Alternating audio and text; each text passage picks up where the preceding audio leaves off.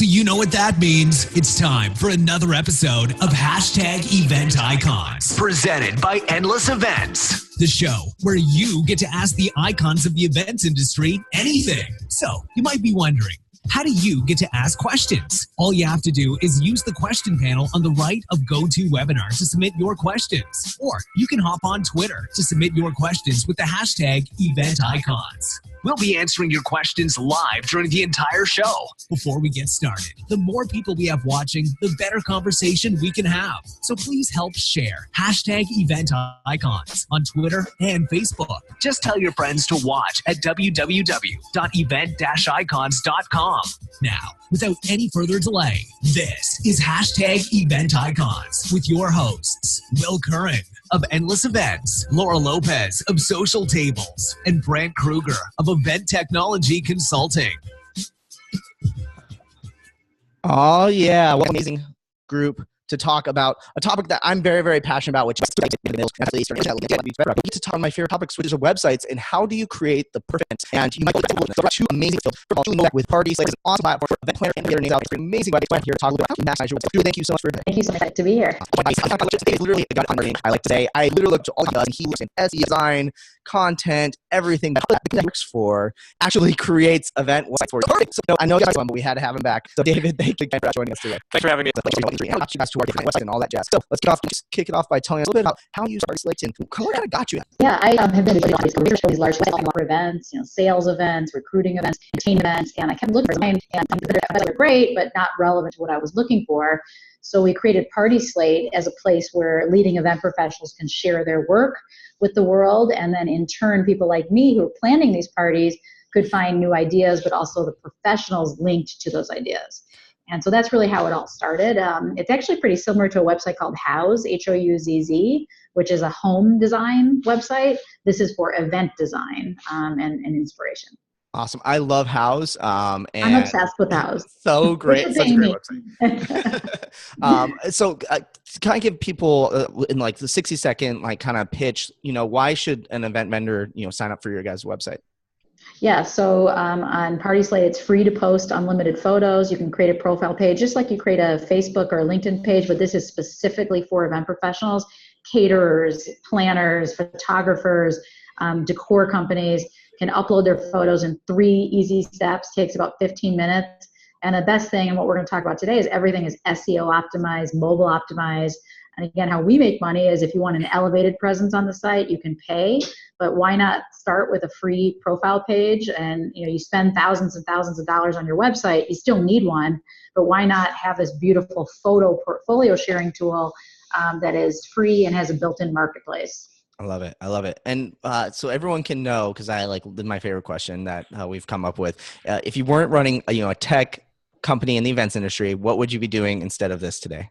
I would always secretly love to be a big scale TV or movie producer. There's no question. I think in my other life, that's what I was doing. So I got a really fun opportunity to star is a very loose term, in Cake Hunters, which is a reality TV show. So for Party Slate's 2nd year anniversary, somehow we got connected to a casting agent. We auditioned for this, and yesterday they shot our 2-year anniversary party with Cake Hunters there and the big cake reveal. So that is my 15 minutes of fame. Awesome. I love it. I love it. All right, David. So I know you've had to tell us a million times, so feel free to tell a totally fake story, and then everyone can go back and find the original story. Tell us, what got you here today, and what would you be doing if you were in the events industry? Awesome. Well, thanks again for having me back. I look forward to this topic. It's very interesting. Excited to nerd out with you and your guests. Okay, so I work at Bizzabo, which is the #1 rated event management software company in the world, and I work leading our demand generation efforts. So a big part of that involves SEO and basically using all sorts of channels, better yet organic channels, because of course it's more cost effective to bring in leads and to get them to convert into customers. And like I mentioned, Bizzabo is an event management software, so it's an all-in-one tool that allows professional event organizers to plan, launch, measure, and maximize their professional events. Customers like WeWork, Virgin, USAA, Vice Media, and many others use Bizzabo to do exactly what I mentioned. If I weren't here working at Bizzabo, the only other job that I'd really want to do is probably race car driver, like Formula One race car. We actually did like a karting like outing office wide, and I won that. So I think that's a pretty good indication of my skills. Awesome. Anyway, I love it. I love it. I think one thing that people need to be clarified too, because I know the demand generation is like a newer title.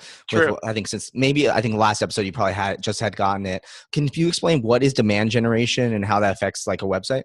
Good question. Yeah. So it is kind of a newer fancy term. Basically,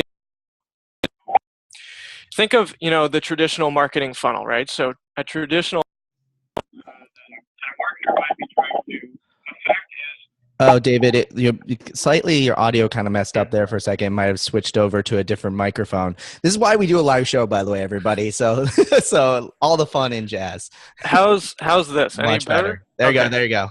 Perfect.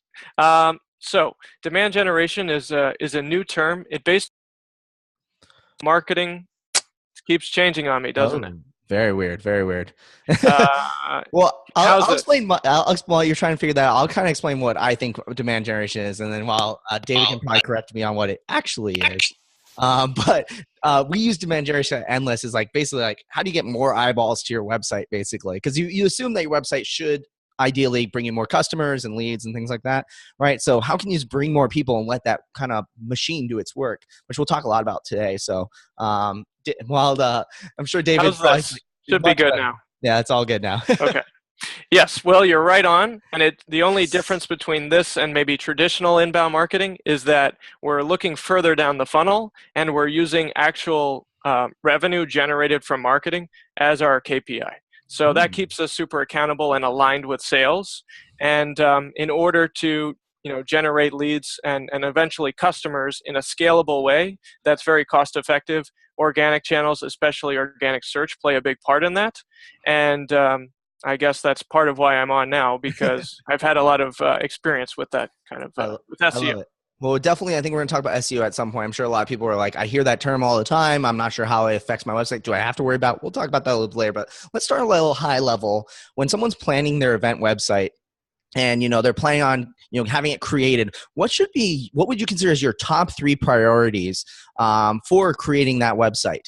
Maybe SEO is a big part of it. I'll let Julie, why don't you kind of kick it off by explain what would be your top 3 things that you absolutely say this absolutely has to happen on the website? Yeah. I mean, I think before you even think about SEO, you have to think about, what is the 1 or 2 things you want them to know about this event and why they should be at the event. I know this speaks to the obvious, but I've seen some event websites that make it hard to find the date, the location. There's some of the most basic things that are quite shocking after doing, 15 years of website design and development of some big brands. You've got to hit the basics first. So don't try to think too crazy about SEO and see like, what is the 1 or 2 messages that you want people to know, like why they cannot miss this event? Where is it? What are the topics? Who are the speakers? It needs to be very compelling. There's a lot of competition out there for especially these conferences and these annual events. So you have to really think about if they could remember 1 or 2 things about this event, what do you want them to know? And how do you portray that in a very, very simple way from the homepage of that event page? I like it. I like how simple and concise you make it.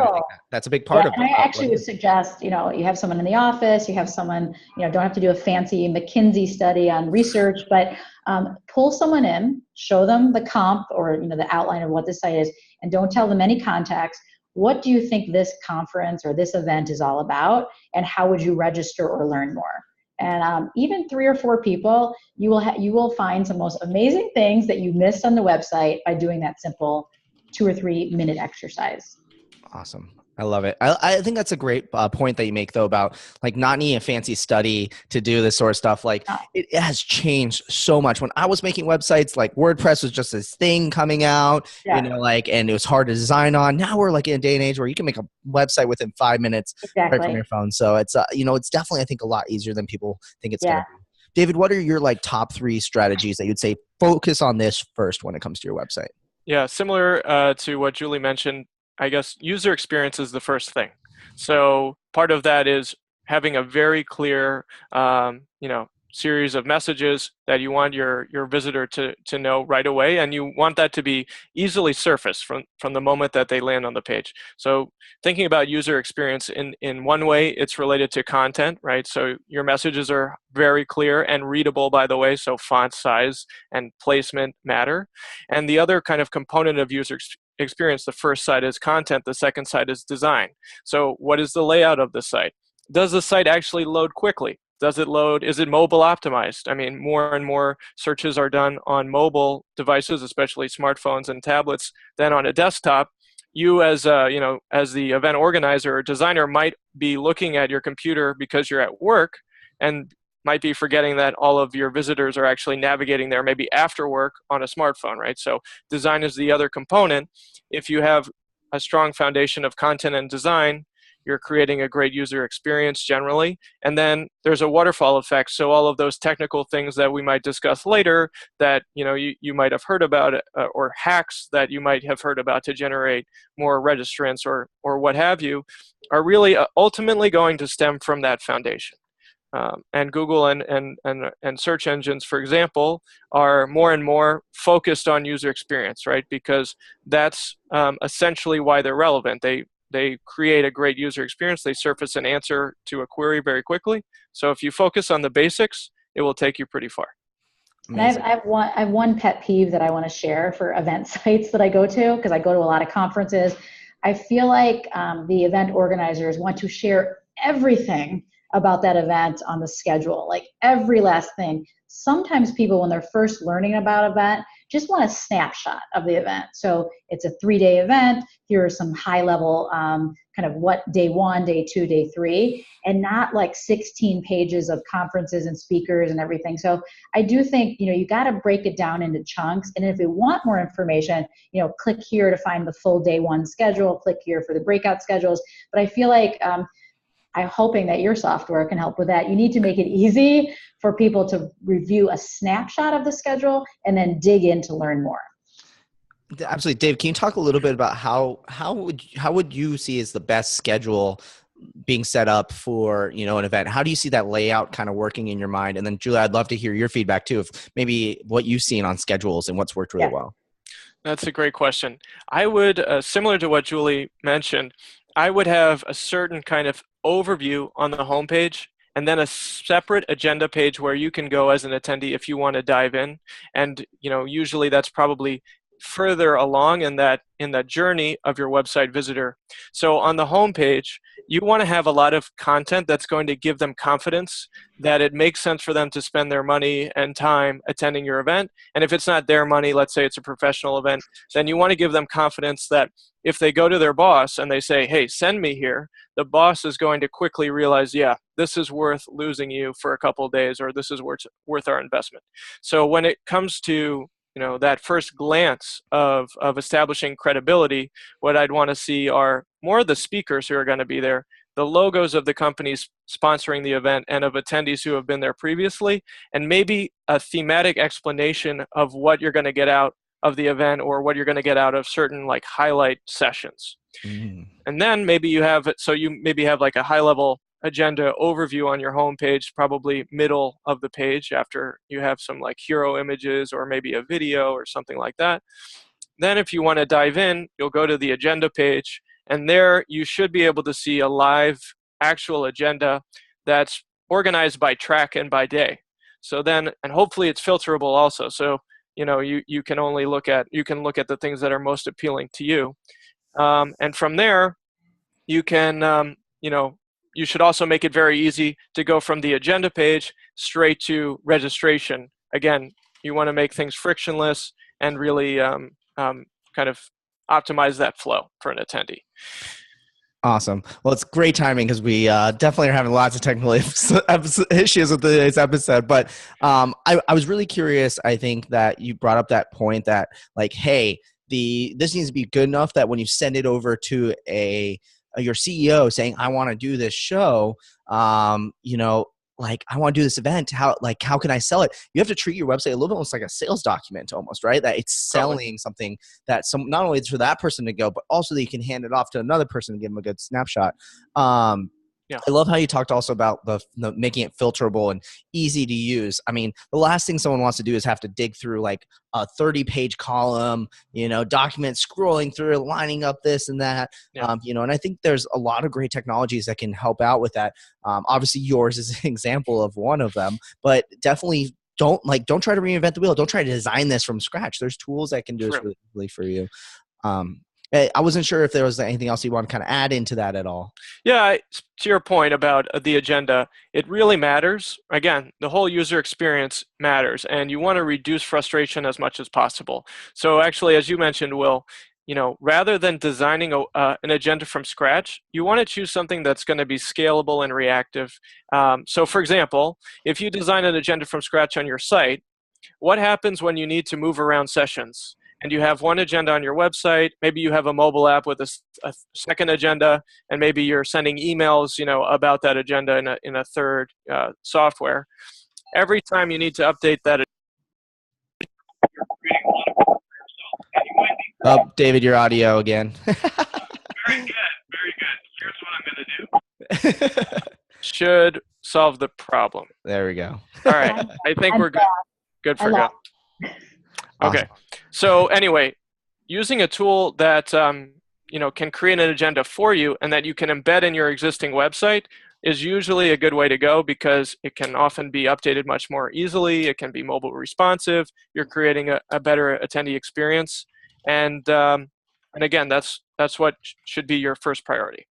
I think the mobile experience that we talked about, I think we definitely want to dive into that a little bit more too, because that's obviously really, really important for sure. And I think it's very, very effective, because obviously a lot of times people are just looking at the website on their phone when they're at the event as well. But now we have Julie back. Yes. I wanted to kind of shift that question over to you again, is about talking about scheduling and how people go to the website. Then you have a little bit of a snapshot beforehand, and then kind of be able to feed them more information as they go further down the journey, that they can, eventually when they're attendees, for example, actually get into and filter and do all these things like that. Have you seen any effective schedules on event websites? I've seen, I can't think of any specific examples, but I have seen some sites that, again, on the homepage, just give you that snapshot of the dates, the location, and a high level. It's a 3-day conference. Day 1 is largely this, day 2 is largely this, day 3 is this, and then you can click into it to get more. But my pet peeve is when you go there and then like spinning you like 17 pages of schedule, and like you haven't yet decided that you're going. So just the high level. One other thing I would mention is really important to say who's going to be there. And I think that's another part where, you're telling your boss, hey, I want to go to this conference. These are the type of companies that are going to be there. These are the titles, the type of people. I think you want to know, is this right for me? And that's the thing you want to sell right away, is it's the right people, it's the right agenda, it's the right location. I can get a lot out of this. Amazing. We're starting to get a lot of great questions in from the audience. And I know this is both something you're both very passionate about and something very important in an event website, but media. We talk about photos, videos, embeddable, infographics, all that sort of stuff. How important is media in today's marketing age when it comes to your website?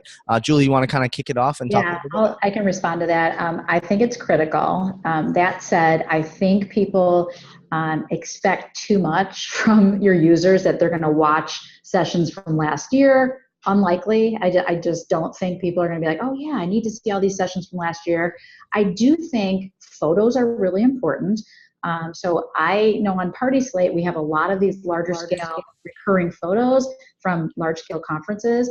And why not link to that so you can see like, hey, these are the type of people, this was what people were wearing there. I mean, that's a big question. What kind of dress is there? So I think photos from the year before showing people that look like them, people that are having fun too, because they do want to have fun, is really, really important. And I also think clearly linking to the social media channels is important, but I think some sort of highlight video, it would be great. A video about the event, kind of a promo video, would be amazing on the homepage or somewhere on the site. But I'm not so sure that all of the deep content from the year before is something people are going to really spend the time to digest. It can't hurt to have it there, but I think it's unlikely that when you're deciding, should I go to this conference or not, that they're going to listen to speeches from the year before. Awesome. If it's an educational event. Yeah. Yeah. Actually, I just thought of a very good example that I think of a website that does a good job of this. It's GitHub. I actually have the URL in front of me. It's githubuniverse.com. And so for those of you who don't know, GitHub is like a platform for developers, like software engineers, and it's used by like 4 million engineers. It's like, anyway, it's a very cool tool. They're actually a Bizzabo customer. And the reason I bring them up is because the site uses media in a great way, in my opinion.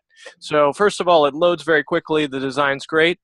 But when you, rather than, let's say, embedding an autoplay video on the homepage, which I've seen a lot of these days, it actually just has a button for you to click watch video. It takes you to a page, and it beautifully displays different tracks that you can watch, and you can basically explore or choose your own adventure as much as you want.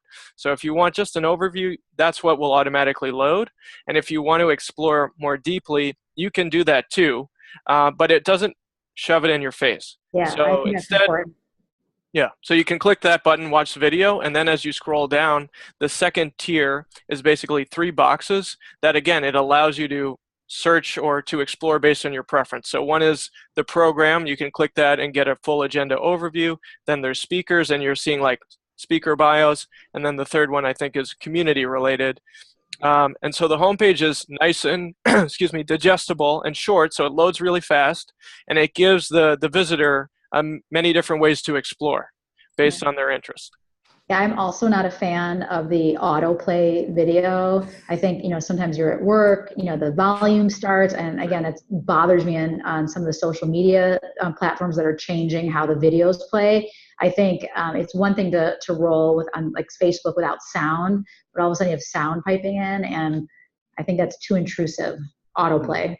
Absolutely. I always made fun of that back in the day when, it used to be background music, MIDI music, actually. Like if you remember way back in the 90s, like the MIDI music play. And I was like, this is nuts. I listen to my own music. Why do I want background music? And it seems like that trend has never died because it's like, oh, it's an easy way to shove this down someone's throat. But that should definitely never be the goal, I think. You talked a little bit about speed on websites, and you mentioned that a couple of times between both of you. How important is website loading speed today? I mean, I think it goes without saying it's critical, especially on mobile. If you start having kind of that spinning or, seconds of delay, I think you only have less than a second or two for to really capture someone. So it's got to be an optimized page. It's got to be optimized graphics. And I think there's so many tools out there today to do that. In the olden days, it was much harder to make the pages load fast. But I feel like there's just so many tools to help you make that happen, that there's really no excuse for a long load time. Yeah, Google, I forget where I read it, but I think the stat is within 3 seconds, if a page doesn't load within 3 seconds, like 50% of mobile visitors will leave. Yeah. And I bet that time frame is reducing, every few days, because the platforms that we interface with most, right? Choose your favorite big company or favorite big software tool. They're becoming so fast. That's just the standard expectation across the board. And it doesn't matter that maybe you have less of a budget for developing an awesome website. People don't bucket their experiences like that. Their expectations are based on what they use most.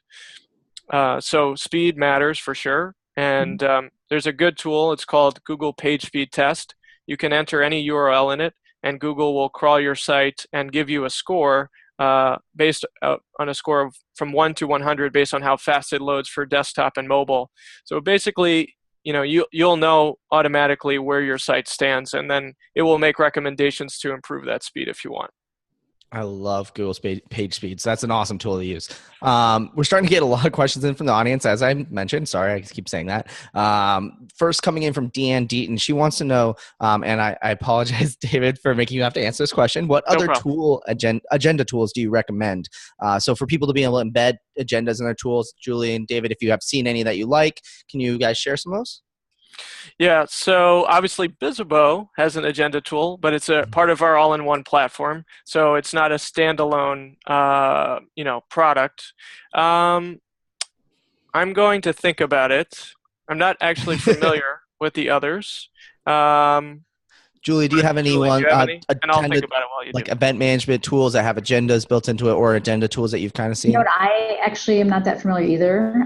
So I think David would be in a better position since it's his space. So for Party Slate, yeah. So for Party Slate, you know, we are really more of a portfolio sharing tool. So if you are having a large scale event and you want to make sure people see the photos from the year before, we're a great place to click out to. So if you have hundreds or even thousands of photos, free to post unlimited photos. It's not going to bog down your conference site. It's an easy place to put your event photos. I actually have a recommendation. So if all you want is an agenda and nothing else, then Sked is a good option. I think their URL is Sked, SCHED.com. Awesome. So there you go. Good recommendation.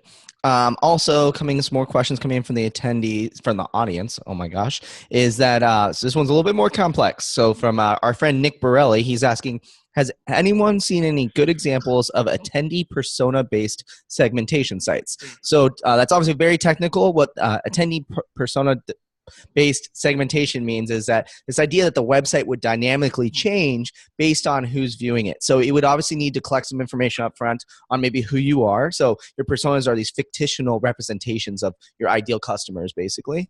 And the website basically segments and shows you a different version of it based on who you are. So I know David's super duper familiar with this, but I'll kick it over to Julie. Talk a little bit about maybe how you have seen your website changes based on how people are logged in and how it's working. And then David, I know you have a ton of. Well, I'll just add from my perspective as a person that attends a lot of conferences and registers and uses a lot of these sites, both as a speaker and as an attendee.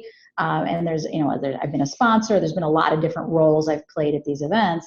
I think it's critical that forget that, again, sometimes people get too obsessed with the technology and then it has to automatically be a new site if you're this person or that person. That is amazing. That's the best case scenario. But just first start with who are your key personas for your site. And this is true for any site. Like, the Party Slate site, we have event professionals, we have users that are planning big parties, we have investors, we have the press.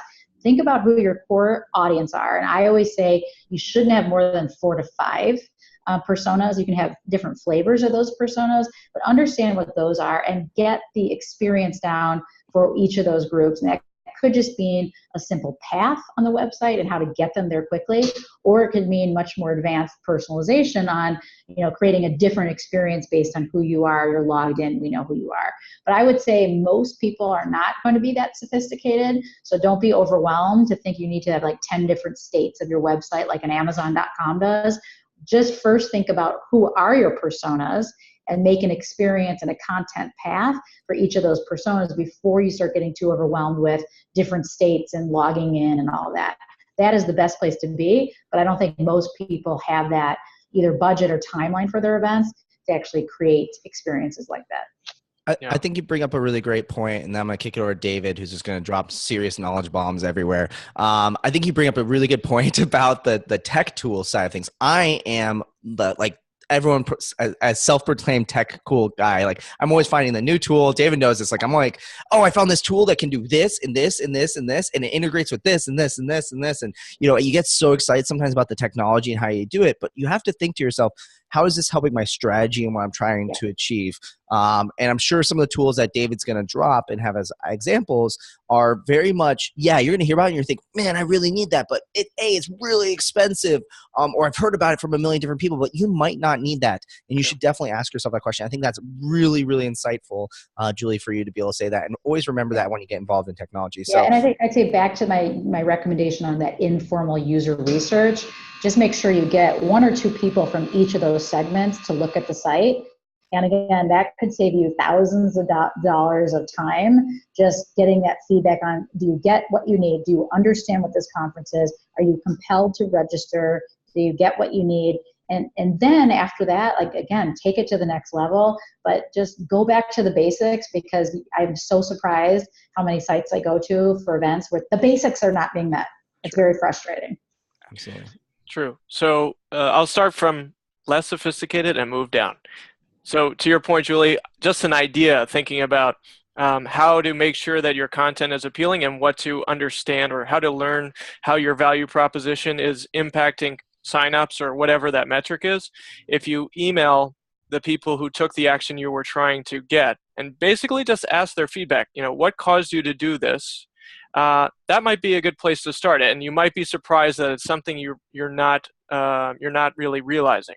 And then from there, maybe that leads you down a rabbit hole of optimizing your site to be better, to perform better without really needing to invest in software. Because software, like you said, it's not always the answer, especially when it comes to optimizing your website. You can do it in a more manual process. It's when you need to scale that optimization, when you can't really reach out to everyone because your volume is so big, that's when you probably need technology. So that's one thing. Another thing that we did at Bizzabo that's worked well, and it's very simple, we just changed the menu navigation to actually speak to the personas that we know we have. So for example, we have associations. That's one type of customer. You actually click on something that's like, are you an association? And you'll get a different experience versus if you're, a corporation, right? Or if you're a marketing agency.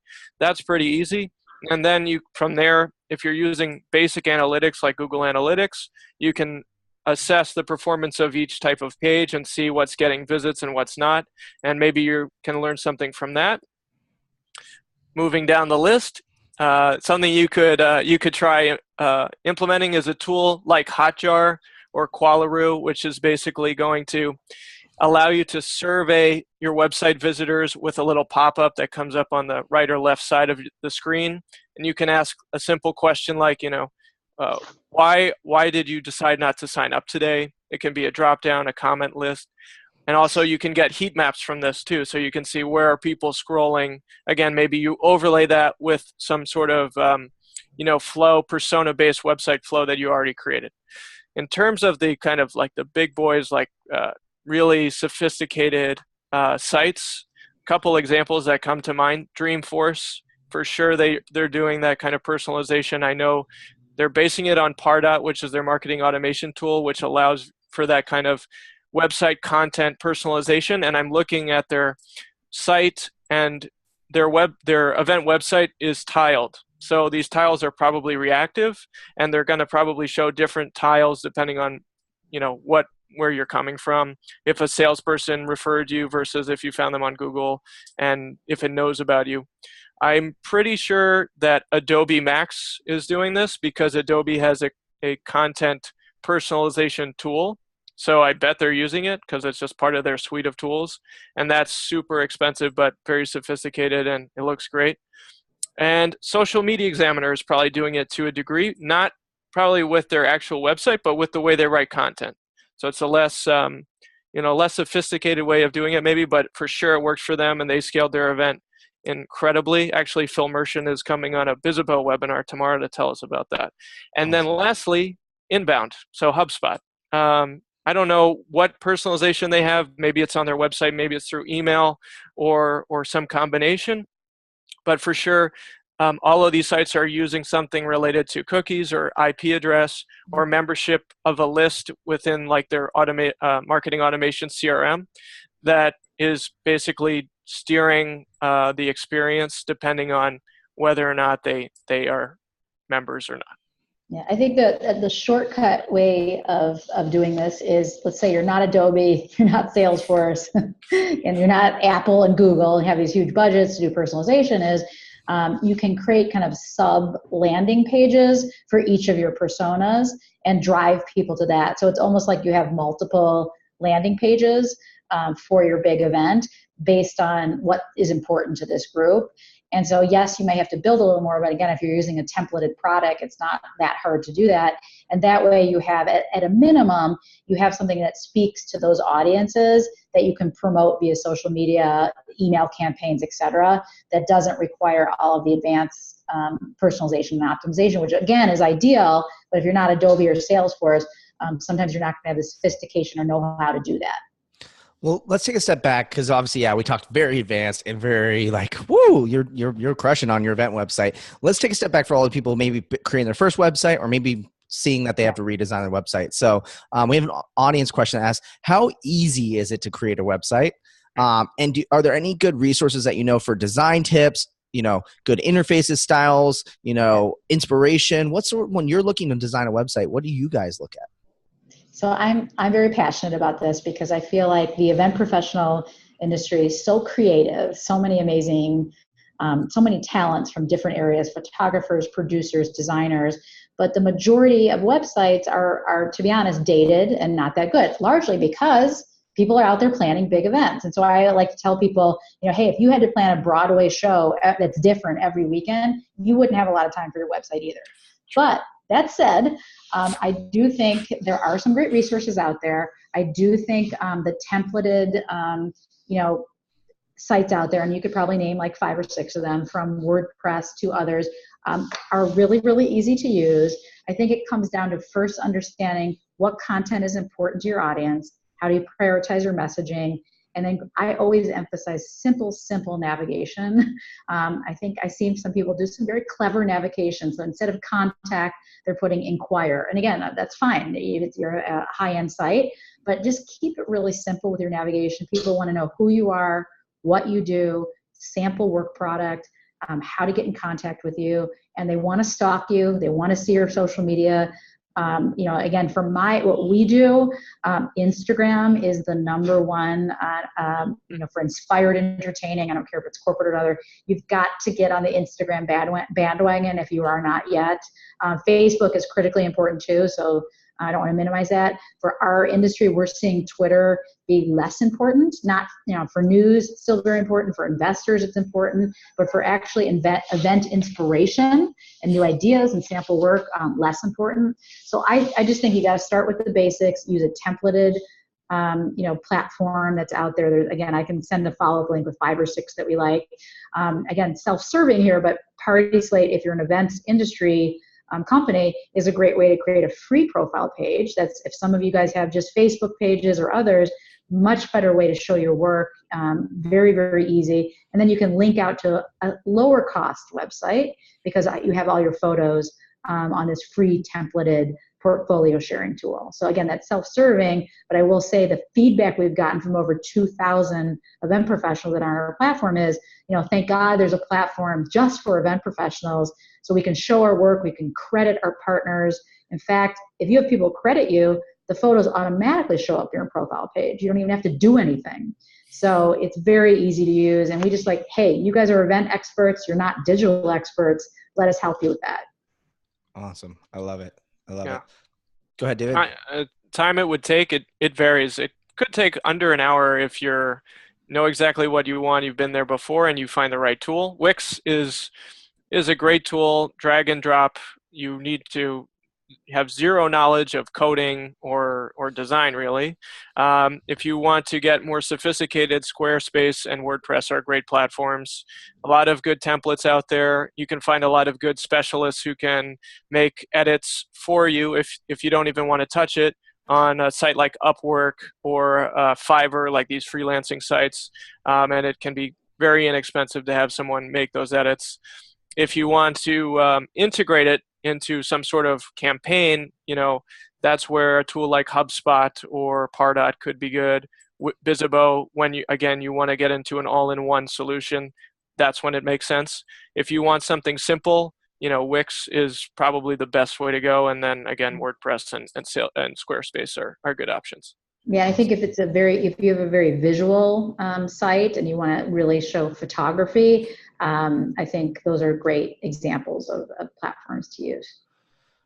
Awesome. All right, so we got a lot of questions and not a lot of time left. So you start talking about social media. So I do want to ask about this question from the audience. They're asking, how can your social media channels assist your website and vice versa? For example, can your social media channels supplement that information? For example, they're asking about Facebook events.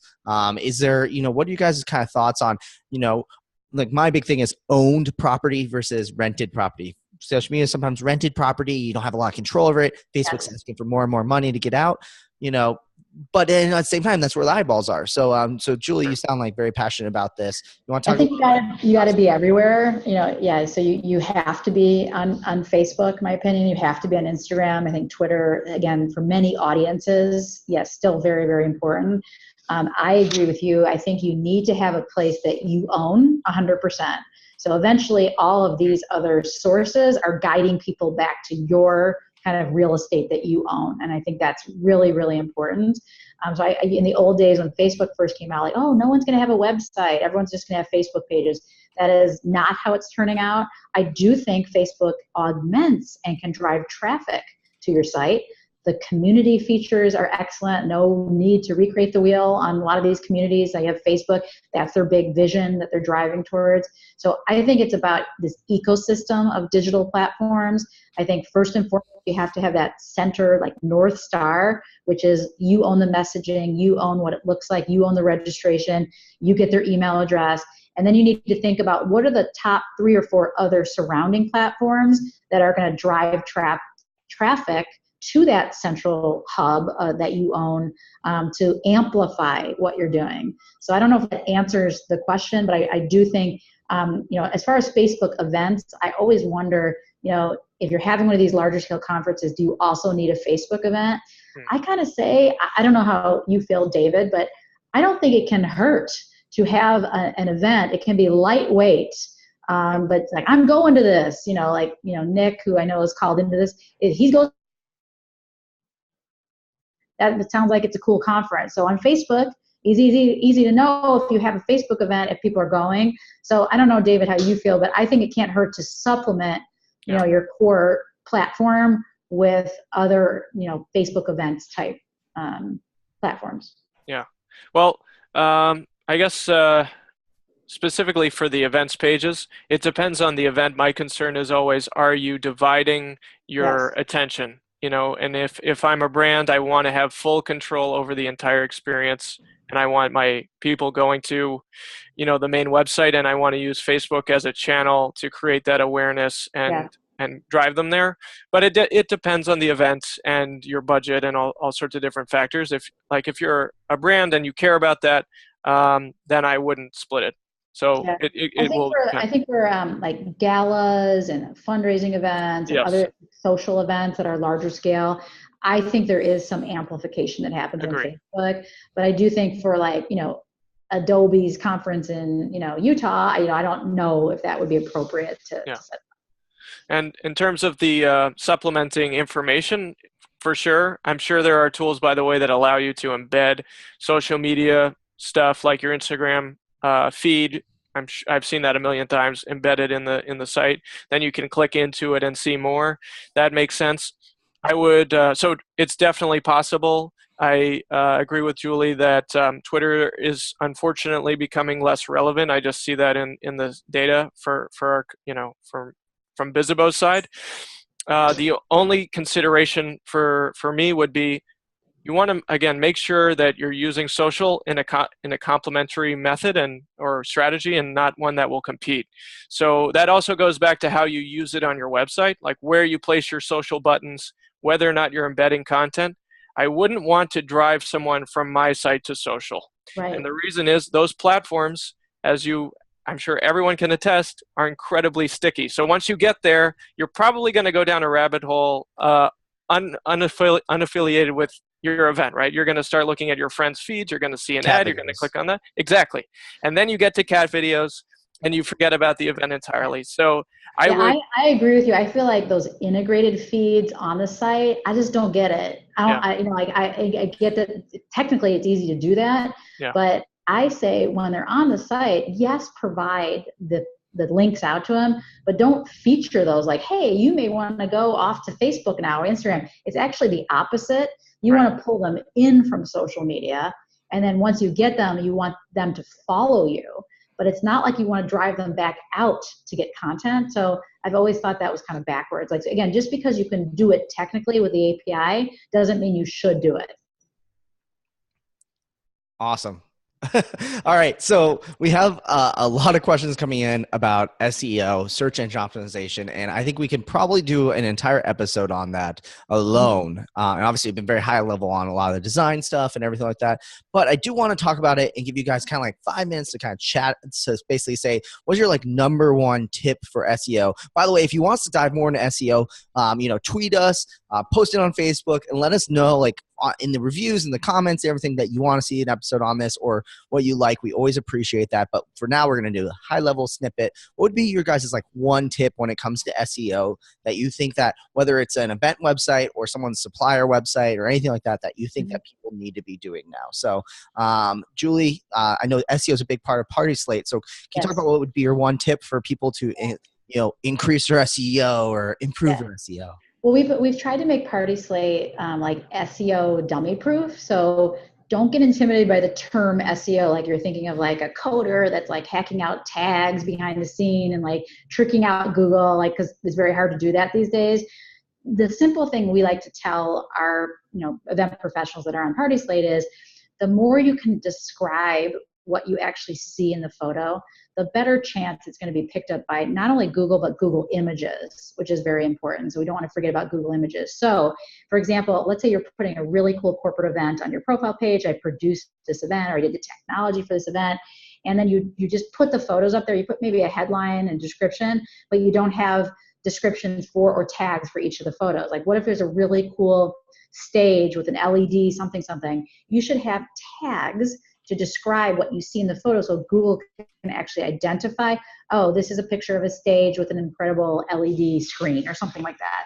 So we tell people, try to pretend like Google can't see what they're looking at. How would you describe it? And again, there's a lot of tricks to SEO, but we have come down to the best thing to do is to actually try to just work with Google in helping them understand what this content is to help get the right people there. So what we've done on Party Slate is once you upload, let's say you have an event with 100 photos, it's on your profile page, we have a space for you to put a description of the photo and tags. So that tags, not hashtags, I want to make sure that's clear, not hashtags, but just like, let's say there's a beautiful chandelier, there's a beautiful stage. You're putting those words to show people what those photos are, and you have maybe 100 to 300 words description of the event itself.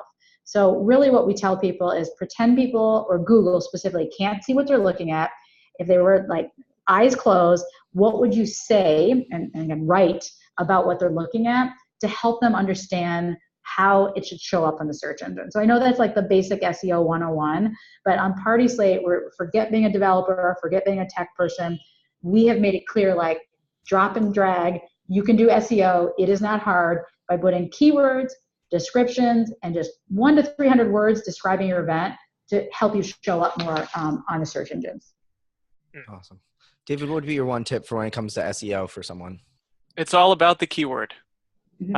Really over-index on your keyword research. Spend a lot of time figuring out what you should be ranking for. It's really easy to get excited. I'm going to do SEO. I'm going to do all the tips I read about, and I read Moz, and I watched this video, and whatever. And channel that excitement into the research, understanding your market, your competitors, and start from the bottom up. So start with the keywords that you think if you rank for them, they're immediately going to have an impact on your business. You probably want to get that done first. Then you want to go and tackle some of these keywords that maybe your competitors aren't ranking for yet. You're thinking outside of the box. You're going for less competitive stuff, especially if you're just getting started, and write content about those things. Optimize your site for that, and then you can tackle the stuff in the middle that again, it might be challenging, but if you invest the time in it and you learn some basic skills, you'll get there over time. And again, if you think about that experience, if you're always trying to provide a great experience, and then that includes writing good content and navigation and all of that, you're going to eventually be successful. It might take time, but you'll get there. Start with the keyword research and work on from there. Yeah, and I'll add on the keyword research, which is so important. I see people create these lists of like 2,000 keywords, and again, if you're Adobe, that's amazing, but it's really hard to rank on 2,000 keywords. So really think hard on what that core set of keywords. It could be 100. It doesn't need to be 2,000, 3,000 keywords, and how you're going to create content that is appropriate for those keywords. And I think the old days of like repeating the word 16 times, Google's smart. My husband works for Google. He's in the ad sales, so he says he doesn't understand SEO. But make sure you're not trying to outsmart Google, because it's just create great content and make sure that the subject lines or the titles have those words in them. I will also say using cities, it also helps you narrow the field. So if it's a beautiful event in Chicago, instead of saying Julie and Doug's wedding, say beautiful modern white wedding at the Four Seasons Chicago. People search for venues, they search for cities. That will help you rank in the search engines. I think you guys both brought up a really good point, which is the idea of not trying to outsmart Google. I think that's the one tip I think that I got for when it came to SEO is always just be trying to make the user experience better, because Google is always rewarding people ranking wise for who are making the experience better on the website. For example, if someone stays on your website longer, Google pushes you higher. If it's easier to read, Google pushes you higher. If it's more in depth and better content, and also mobile optimized. Mobile optimized. That's a new thing. Like you cannot get away without being mobile optimized anymore. It's just not an option. Absolutely. So, the other thing, my one tip is just like always just be trying to make it better for the user. There's no such thing. There are such things as short hacks to be able to get to that way, but Google will always figure out a way to trounce those and then penalize you. So always just focus on the long term, making it better for people, and then you will just see wonders. I'll also say authoritative link backs is still very important to Google. Even like if it comes from a .org, it comes from a high traffic site. So I do think like sometimes you're written about in the press and they don't give you the link, go ask them, add the link, sometimes they'll do it. We do that all the time. Always ask for the link. I love it. All right. Well, we don't have a lot of time left, so I want to run into our last two questions that we do for every show. And we've already dropped a massive amount of resources, so I'm sure there's going to be even more being ready to drop. So I'll make sure we have time for that. But before we get into the resources, I want to know, we talked about what's your one SEO tip. Let's just talk in general. If you were talking to an event planner today, what is your one tip for planning better events in 2017 and 2018 going into? What would be your one tip that you would give someone, whether it's website related or not? Julie, you want to kick it off? Yeah, I mean, again, this is very linked to what we do at Party Slate, but your photos are your marketing gold. And many times they're just using 2 to 3% of their photos on Facebook and Instagram. Find a way, whether it's on Party Slate, a blog, or their website, don't be shy. Use all those photos you have. You already had a professional photographer at your event. You don't have to pay anyone else to get them.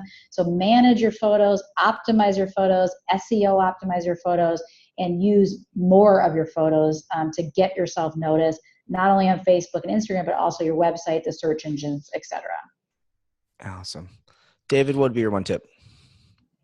Event technology is your friend. I know that it can be overwhelming sometimes, especially as an organizer. You're trying to focus on the real world experience, and there's nothing more special than that. And often it's not technology that's making that happen. It's your hard work, your thoughts, your thoughtfulness in your organizing and so on. But technology can help you save the time that you'd otherwise spend doing manual things, so that you can invest that time in focusing on where you really add value, which is creating an amazing event. So take, a day or whatever you can afford to take and quickly survey the event tech out there, depending on what your needs are, from agenda to a website builder to hosting photos of your work as a portfolio, whatever it might be, and set that up. They're usually designed to not take a lot of effort to make it work for you. And in the long run, you're going to save yourself a lot of time and headaches if you select the right platforms. Awesome. All right. So we've dropped a lot of knowledge bombs, I think, on the resource side with a lot of technologies, but I still want to go back to this because there's a lot of resources that you both have in your head that aren't even event website related. What cool resources do you guys have, whether it's books, blogs, scuba masks, your new favorite phone, whatever it may be? What cool resources do you want to share with the audience today that you have found really beneficial that have made you iconic? So Julie, you want to kind of kick it off with some I'll just mention a couple of our geeky platforms that we use that really make our lives a lot easier as busy professionals in a startup and a small company. We have 14 people, but we're doing a lot. We use Slack, and I know people think that's more like a techie type platform for cool hip startups, but you know what? Slack is great for event professionals as well. And most of you guys know instant messaging, it's easy to use, avoid the long emails. So I think that's great. And then I also think Trello is my other favorite geeky platform, just for keeping yourself organized, tasks, priorities for the company and for your team. There's just no reason to use outdated Excel spreadsheets that are not networked. And then I'll make a pitch for Google Drive. I do everything in Google Sheets and Google Docs. It's networked and easy. And for people that aren't doing that, I'm still amazed. You should be using these platforms. Awesome. I love it. David, do you have any cool resources that you want to share? Love to. Yeah. So from the project management perspective, I've heard a lot of great things about Airtable. It's like a spreadsheet, but on steroids. It's kind of like it. It's very cool. It's very customizable, and it's good for collaboration. So think about that. Love Trello as well, of course. In terms of reading material, here are a couple sites to check out. If you just do a Google search of a guy named Brian Balfour, he's going to have a lot of awesome growth marketing stuff for you. If you're interested in driving registrations, creating brand awareness, he starts high level with frameworks and gets very technical if you want to go that route. Also, Bizzabo, we have a library of probably 50 ebooks for people like you. So that's bizzabo.com/event-resources. And Growth Hackers is a really good platform if you haven't heard about it, again, if you want to get in the technical stuff. And then the last thing, I mentioned a couple tools. I'll just reshare them quickly. Hotjar is great for heat maps. Qualaroo if you want to survey people on your site. And Optimizely is very cool if you want to do A/B testing of landing pages. So is Visual Web Optimizer. Again, A/B testing. And most of those tools are kind of starter level pricing, or they might go mid-level. Only Optimizely is really an enterprise level tool. So check it out. Awesome. I love tools, so I'm excited. I have two quick tools I want to share with everybody. I love sharing resources too. First one is the one that you see everywhere on the TV, which is my Google Pixel 2, as I see a nice little reflection of you guys in there. I'm loving this phone. Don't believe all the rumors of badness in it. I had the original Pixel. This is 10 times better than it. They really figured it out on this one. Great phone. Loving it. Also, the battery lasts forever. I end each day with like 40% battery life, which is amazing for an event professional, as you all know. Sure. So you've heard that one. But the next cool resource I have to tell you to check out is Firefox Quantum. So you may have heard of Firefox. You may use Firefox now. Or you think to yourself, nah, I like Chrome. It works perfectly fine. I remember back in the day when it was Internet Explorer or Firefox, and everyone chose Firefox. Then eventually Chrome came on, and they were by far the best because it was lightweight, worked perfect. Well, over a long time, Google software has gotten a little bloated. So you may have been noticing how like Chrome, if you have that open, it like sucks up all the power of your computer, especially when you have like 5, 6, 7, 8, 9, 10, 100 tabs open. Your computer. I have like 100 tabs open. 100 tabs open. So there's obviously a lot of tools that have been designed to help make Chrome run better. But Firefox said, we're not going to try to like create tools that do that. We're just going to redesign the browser. And they came out with Quantum, which is their new one. They've been testing it for about a year now. I just got the public use of it. And it's insanely fast. They completely redesigned it. Websites load at least 2-3 seconds earlier, and you're talking to a guy who has a gigabyte up and down on his internet. So like 2 seconds is a big deal to me. But I love it. It's really lightweight as well. I can have like 10 tabs open. My computer doesn't even notice it. So highly recommend if you're not looking to get out of Chrome and it's sluggishly. Check out Firefox Quantum. I'm excited to see Firefox coming back and trying to reshape the game and take on the company that kind of took their space. So check that out for sure. So anyways, we are right out of time. We have perfect timing today. I'm so amazed and happy to have had this conversation with you guys. I think everyone learned a lot about it. I think everyone's heads are spinning with lots of discussions on SEO and images and video content and social. But you guys, literally this wouldn't have been possible without you. So David, Julie, thank you so much for being on the show and dropping so much knowledge today. Thanks, Will. Awesome. Thank you so much. And huge thank you to the audience for joining us every week, whether it's Facebook Live, Zoom, or you're watching the recording afterwards on our bazillion other platforms that we are on. We look forward to seeing you guys next week, and we'll kick it out from here. Have a great day, everybody. Thank you. Bye, guys. Thank you for joining us for another amazing episode of #Event Icons. To catch the transcription and all of the resources mentioned, head to www.helloendless.com/blog. This week's episode will be posted and available by next Tuesday. Also, Let us know what you thought about this week's episode. Share your biggest takeaway and join the Twitter conversation sponsored by Alex Plaxton and Little Bird Told Media. Just tag your post with hashtag Event Icons. We'd love to hear from you. Thank you again for joining us. We'll see you next Wednesday at 5 p.m. Eastern, right here on hashtag Event Icons.